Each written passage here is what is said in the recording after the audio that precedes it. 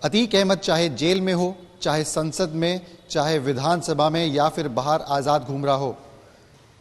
इस वक्त जहां मैं मौजूद हूं ये वो ऑफिस का हिस्सा है जो उसके काले कारनामों का गढ़ था। सब इस ऑफिस को सांसद जी का दरबार कहा करते थे, क्योंकि इलेक्शन के टाइम में सभी हार्डकोर क्रिमिनल, सभी नेता इसी ऑफिस में मजमा लगाते थे और यहाँ से पूरे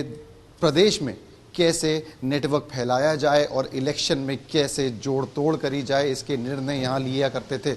इस वक्त जहाँ मैं आपको लेके चल रहा हूँ वो सबसे ज़्यादा इस केस की इम्पॉर्टेंट कड़ी है, क्योंकि यही वो कमरा है जहाँ पर 2006 में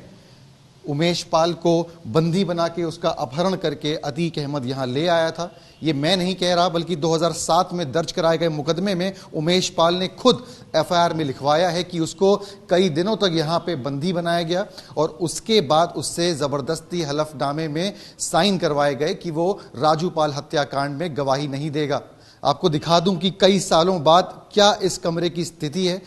बिखरे हुए हैं कागजात यहाँ पे, ये जो काले चिट्ठे हैं अतीक के, 2002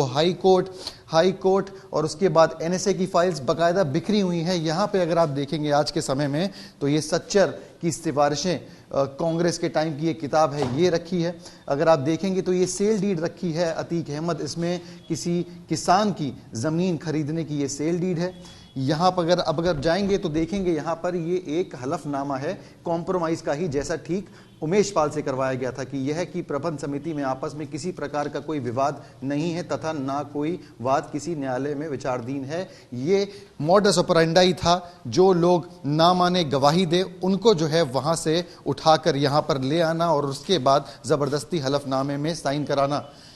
इसी केस के लिए जो मुकदमा दर्ज कराया था उमेश पाल ने, उसी की सुनवाई, उसी की गवाही के बाद उसकी हत्या कर दी गई, जो ठीक यहाँ पर इसी कमरे में रची गई थी। अब लेके चलेंगे आपको इसके बाहर वाले हिस्से में, जिससे जुड़ी बड़ी दिलचस्प कहानी है कि यहाँ से जो पूरा अगर आप देखेंगे तो ये जो शोर शराबा आपके सामने नज़र आ रहा है, लगातार गाड़ियाँ यहाँ से गुजर रही हैं, मेन रोड का ये रास्ता है। पहले जब यहाँ चुनाव होता था और बैठक लगती थी तब ये किसी की हिम्मत भी नहीं होती थी कि यहाँ से गाड़ी निकाल दें। पुलिस की बात करें तो ऐसी कई कंप्लेंट्स रजिस्टर करी गई हैं कि कोई व्यक्ति यहाँ से हॉर्न बजाता हुआ निकलता था तो उस समय अतीक के जो गुर्गे थे, उसके जो गैंग मेंबर्स थे, इसी बात पर कि हॉर्न बज रहा है बहुत तेज़ उठा लिया करते थे और उसके बाद उनको यहाँ पे कोई टॉर्चर करते थे और सताया जाता था। आज जब अतीक का अंत यहाँ पर हो चुका है तो आप देखेंगे कि बहुत